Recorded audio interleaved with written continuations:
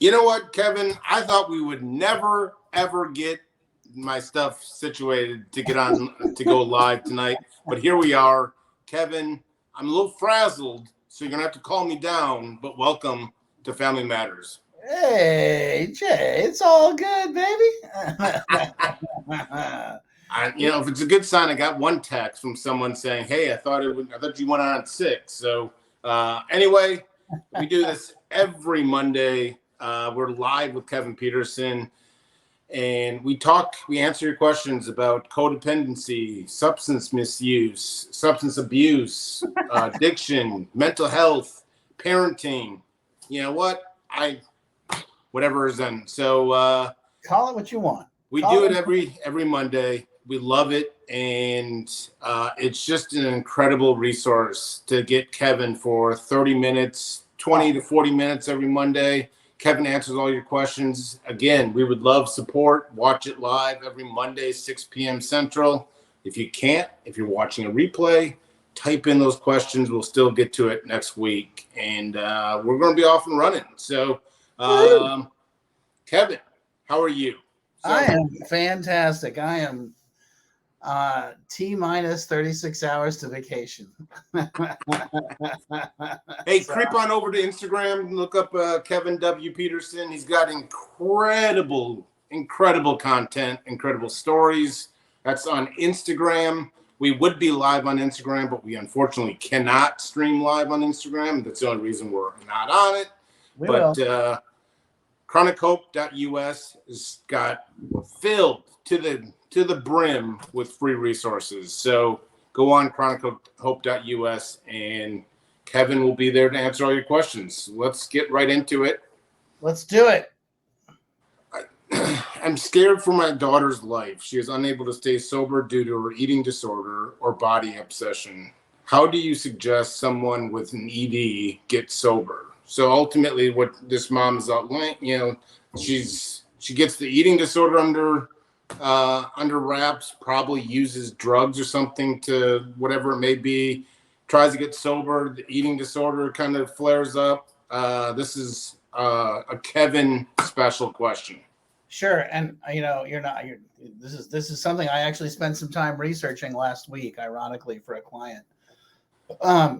This is a tough one. I mean, I got to tell you, eating disorders are a really tough environment, and coupled with a substance abuse.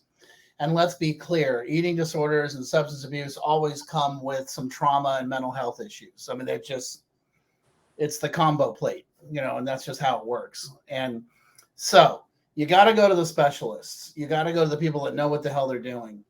And there are some people around the country that are really good at this, and you want to get yourself in the hands of those people ASAP.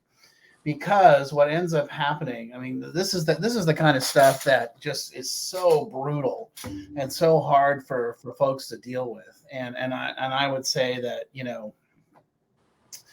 it's also one of those things that is so baffling for most people. There's a very, very, very small number of people and small number of facilities and small number of treatment centers in the country that really, really, really know how to make this thing fly. And so, I would ask this client to contact you or me again, and we can get her in the hands of the right people. And it's probably going to require an intervention because eating disorders can become life-threatening really quickly. And eating disorders plus substance abuse plus trauma can get life-threatening super fast. And so this is not one of those things that we can sort of take our time with or sort of massage our way into or sort of slowly work our way down. This is one of those things that can quickly become a life or death issue overnight. And so we want to get these people into the hands of the right people right away. And that's the good news is between Jay and I, we know exactly who those people are and how to get you to them right, just lickety split. And so that's the answer. I know that's not a real specific answer. And here's the answer. Let me be really clear. This is not my territory. I don't do eating disorders. I've never pretended to. It's out of my league, okay? But I know who does. So the answer is I will get you in the hands. And then now we start talking about, is it cash or is it insurance? What part of the country you're in? We got to start playing the matching game. And So I can't just throw out a bunch of stuff on the like, oh, well, here's who you should call. This is the one. That's not. It doesn't work that way. And I get a lot of people calling me or like emailing me and saying, I don't need to meet with you. Just give me a name. I'm like, no. That's not how this works. And I'm not trying to milk you for money. That is not how this works. We got to go through the process. We got to talk about what's going on. I got to learn, and then I can give you a really intelligent decision on where we should go and who you should talk to and why you should go there. It's not as simple as saying, snap, this is the place, So that's the answer. And I know that's not a specific answer, but that's the answer. Well, what I heard you, and I this is not my specialty at all either, but I do know that there's eating disorder specific treatment and therapists and so forth like that. And they can obviously get you to the right path and so forth. And again, I kind of you raised up a good question. So I get this a lot too, and I just kind of want to slow it down and let you explain a little more, because I think there's a lot of people that get, I get the calls, you get the calls, we all get the calls. They want it in 10 minutes. Just give me, tell me what to do and I'll do it. I'll pay it. I'll do, whatever it may be. So this in particular, an eating disorder and sobriety and trauma. I mean, there's a lot of layers to it. This isn't something that can be just give one name, one place, you can't put a dollar amount onto it. So can you kind of outline kind of that first introductory consultation? So with you to what all happens and why, the reasoning behind what happens? Well, the first thing we got to do is just kind of have that initial conversation where if rarely do I talk to the actual client. I talk to the mom or the dad or the husband or the wife or the brother or the sister, and they fill me in on the history. They tell me the scoop, what's going on, what's up. And in that process, we fill in the blanks. I get a really good chance to understand the download and the history and sort of get a real strong idea of how long this has been going on. What have they tried? Where have they gone? Who have they seen? What's sort of the clinical history, which allows me to understand as a clinician where we've gone and what we've done and what we've tried, what's worked, what hasn't, and then we get a chance to actually meet. And that's when I can ask some more specific questions. And here's the thing, and this is what I always tell the families. It's like, okay, you filled out the forms and that's great. And yes, I'm going to ask you to tell me the story verbally, because the way you tell the story is almost always different than the way you write the story. People will start talking to me and start telling me little tidbits or they'll emphasize certain things. And that, the way they tell the story is almost more important than the actual story itself. I'll start to learn nuances of the family system and the history, et cetera, et cetera. And from that, I get to really understand who's who and what's what and the roles everybody plays and who's trusted with what information and who plays what role and who knows who and who's attached to who and who's on what team and, and that, all those different areas. And that allows me to sort of assess the game plan, where we're going and what's happening. And then I have a really good idea of where we can go and what we can do. And then I can kind of come back and say, okay, here are my ideas. Here are my suggestions. I mean, if we're in that first stage where we need to triage the problem and say, here's what I think we should do. I mean, one of the things I have to be willing to say as a therapist or as a clinician is, this is out of my league. I'm not the guy.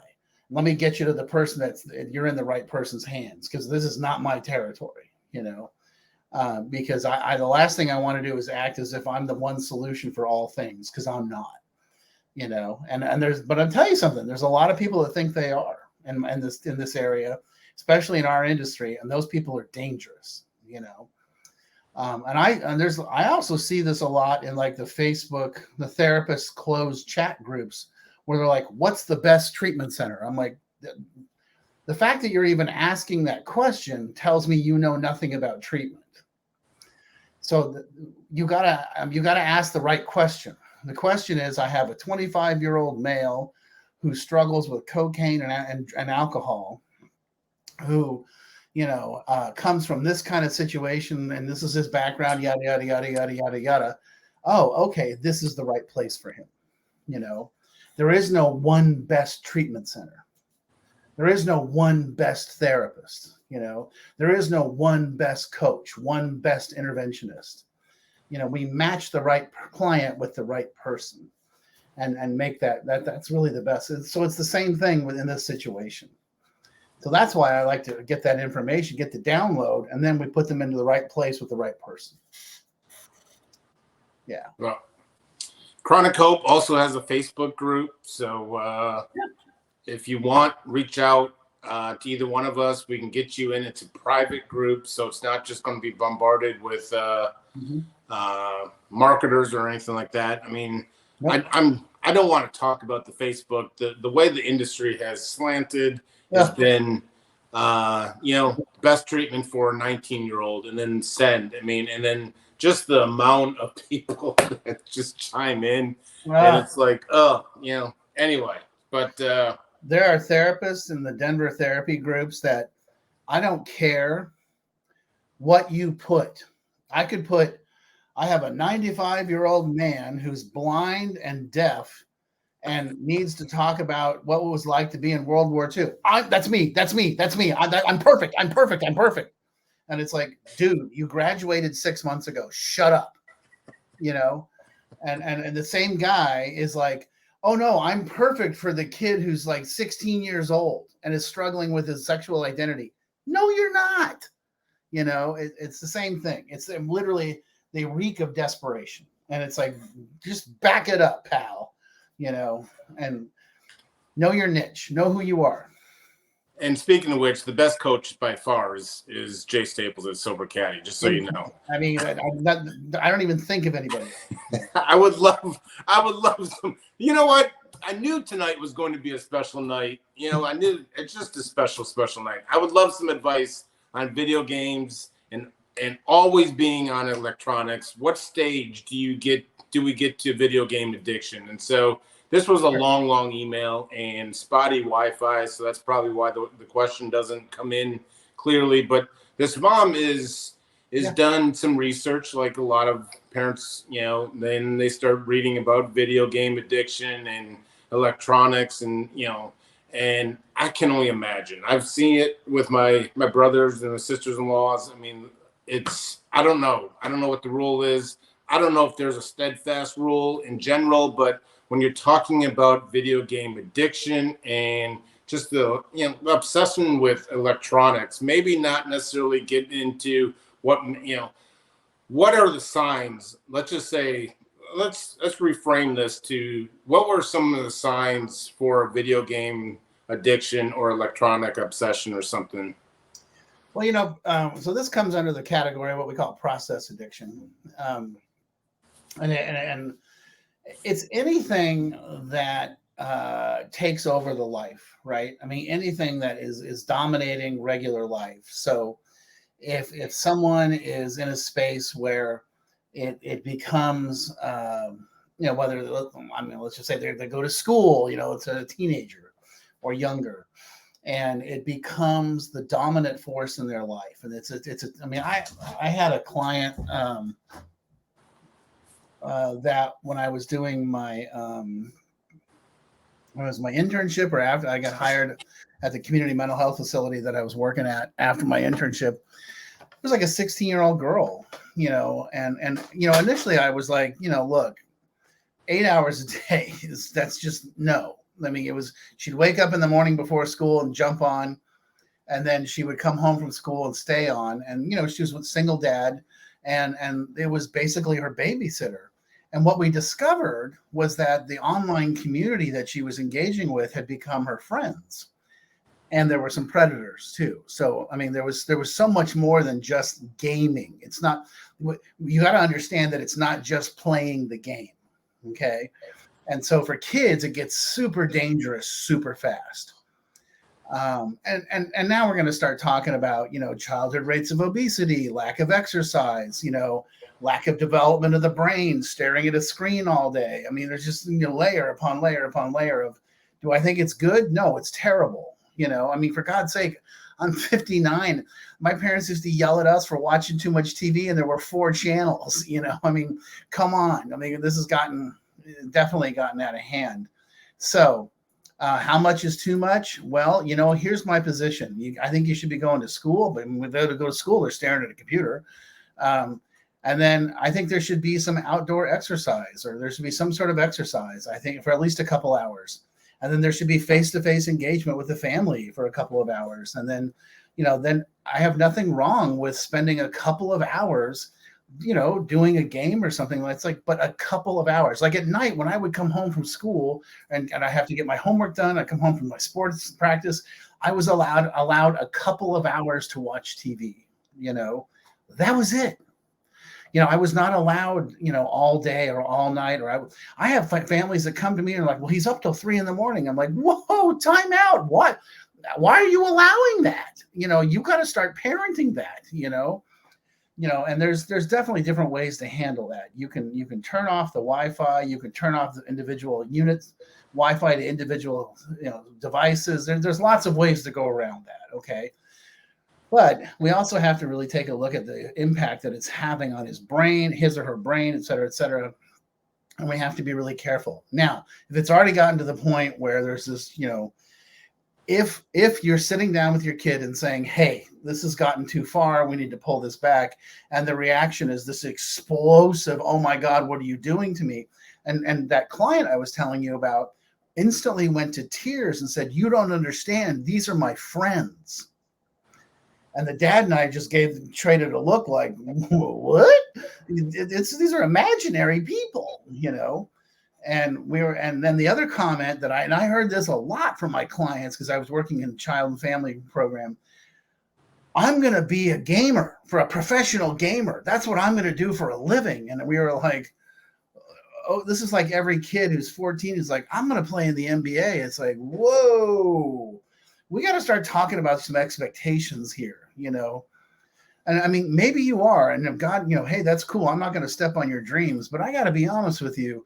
Most guys that are super geniuses at 14 or 16, they've already been identified, and it ain't you, I mean, I'm not trying to be a dick, but it's, that window has come and gone, it's like those kids that at 16, 18 are like, I'm going to be in the Olympics. And I'm like, I got some news for you. Those kids were identified at like 6, and they were plucked over here and put into an academy, and it ain't you, So, that's probably not going to happen. So what do you do if you got one of those kids that's really revolting and having a tough time with that?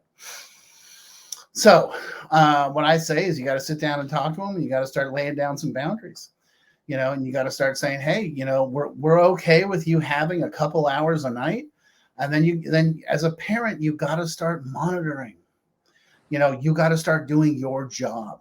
You got to look at this as no different than drugs and alcohol or cigarettes. You got to be like, yeah, you know what? We're going to monitor this, and we're going to, take some caution on this and see how you handle it. And if you're capable of handling it and cutting it back to a couple hours a day and doing a good job with that, and by the way, is all your homework getting done? Are your chores getting done? Are you engaging with the family? Is your room clean? Are you doing all the stuff that's necessary to be part of the family, et cetera, et cetera? Cool. That doesn't mean you get a blank check. That means you get a couple hours. And no, every weekend, you don't get to spend 8 hours a day playing the games. You get X amount of time, and that's it, and I feel very strongly about that. And, it's a struggle because the parents are like, it's kind of easy. He's just sort of in there hanging out, doing his thing. But I'm like, yeah, but that's, I'm sorry, I hate to say it, that's lazy parenting. So, yeah. This is really more of a parenting issue than it is a kid issue, to be totally blunt, Well, I mean, I think electronics isn't going anywhere. And I mean, I'm seeing it more and more with early 20-year-olds and so forth. And what you said early on, and is ringing true because I've had the calls. It's when talking with people, they've said numerous times that they can be, almost, I can be myself online. I can be authentic online. And, this world that we live in, I mean, I don't stop and think about it, but when I get the rundown, they're getting, the food delivered to their home. They're not going out to eat anymore. Their friends are online, and there's some trauma with maybe some bullying or some uncomfortable communication styles, and they can sit in front of a computer and find their niche, their group, and it's I mean, amen. I mean, I wish I mean, this parents head off. I mean, so many issues out there, but this electronics, I'm 45, about to be 46, and it's like I'm overwhelmed with electronics. How easy I can go space out on electronics and so forth. So I can only imagine kids. So right. Well, and the other thing is that let's be clear: if they're playing with electronics, they're playing with porn. Yeah. And when we start talking about porn, we start talking about some more very, very heavy duty addiction and some very warped view and a vision of male and female bodies and vision. I mean, we start going way down a hole that's very hard to get out of. And I've seen some of the big experts talk about that. I saw Stephanie Carnes talk about that. She's like, I want to be clear. If your 10-year-old has one of these, they're watching porn. Because I don't care what kind of blockages you're putting on that phone, they're watching it. And I was just like, well, that's cool. Yeah. That's the reality.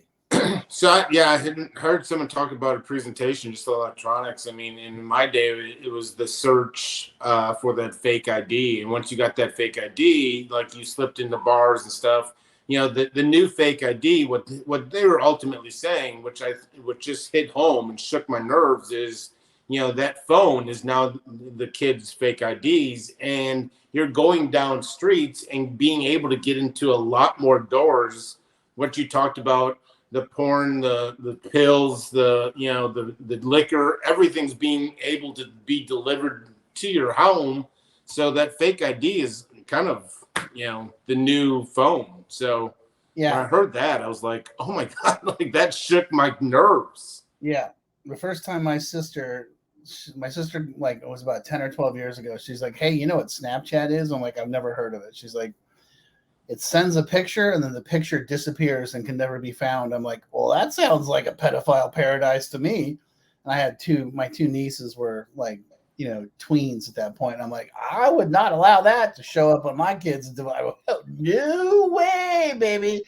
And that turned into a bad thing fast, so. Well, and I mean, this isn't anti-Snapchat. It's just a coincidence. Let's just call it coincidence. Every single young person that I've had as a client, every single one of them was getting their drugs and alcohol off of Snapchat. I'm just saying. I'm just telling you. Every single one. I'm just saying. Let's move on.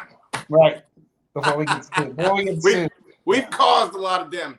All right, this is I love this. My son is in treatment, and his counselor states that he is struggling with his prayer and meditation life. I am certain that the mere mention of God is sending my son into a tailspin. So?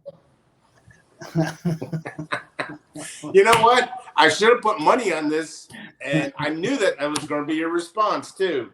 So here okay. This may go down as one of our best or worst shows. I'm just saying, we're on the edge right now. What's the question? No, I get it. I mean, I get it. And here's the answer. As the old guys said to me when I showed up, if God scares you out, booze will scare you back in or kill you. And I was like, okay. And then they said, and the good news is you get to pick whatever the hell you want to believe in. You want to believe in Mother Nature, Mother Earth, Spirit of the Universe, yoga, CrossFit, whatever the hell you want. We don't care.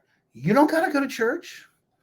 I had on another one of those Denver therapist Facebook groups, this person had said, I have a client that wants to go to a 12-step recovery group, but she will not go to AA religious groups. And I was like, okay. I just took a deep breath and I said, well, I just want to say that I've been going to AA for 31 years. And never once has anyone ever asked me to go to church or religion. And I said, I don't know if you know me or not, but I don't think I would strike you as a particularly religious person. And I said, if you want some women from AA that don't go to church to talk to your client, I would be happy to arrange that for you. I just feel like it was important for you to know that information. And there were a bunch of people that threw in some comments that were like, yeah. And I think there's a huge misconception that 12-step recovery or AA recovery is somehow religious. Now, I understand the history of AA was a bunch of old white Christian men getting together saying the Lord's Prayer. I get that. But you got to be able to look past that and realize that I go to AA meetings with a bunch of people that have absolutely nothing to do with church.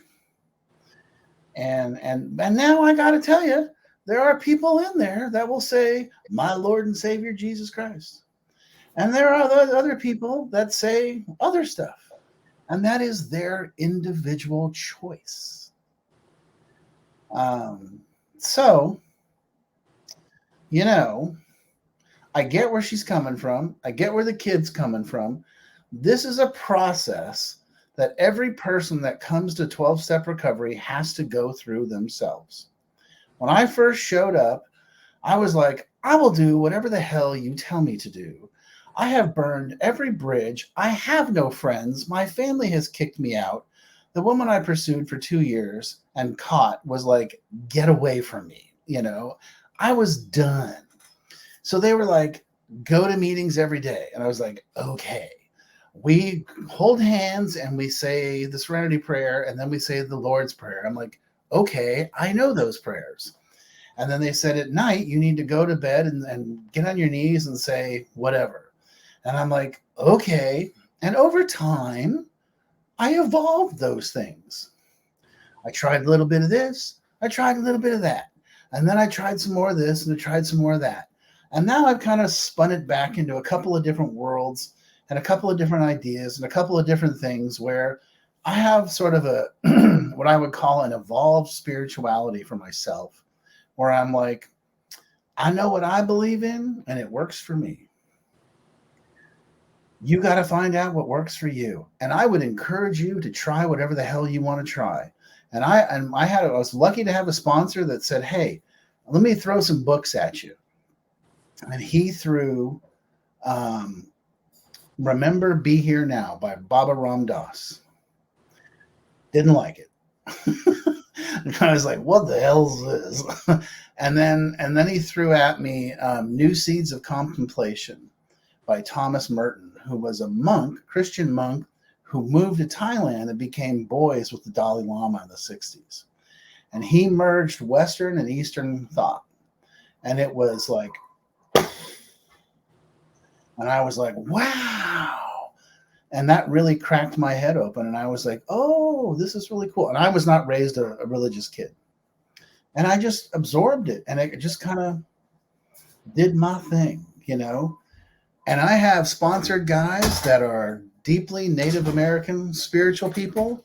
I have a close friend in recovery that was a Buddhist monk. I have friends that are Jewish, Muslim, Hindu, the full spectrum, man. Native American, shaman, whatever. And you know what I respect? I respect people that have their own internal belief system and have a discipline I don't care what it is, but they have their own thing. I don't respect bumper sticker spirituality. I respect people that have their own structure, and I don't care what it is. I don't care where they go, how they. But I'm not interested in the bumper sticker stuff. I don't need you to project it to me. I need you to live it.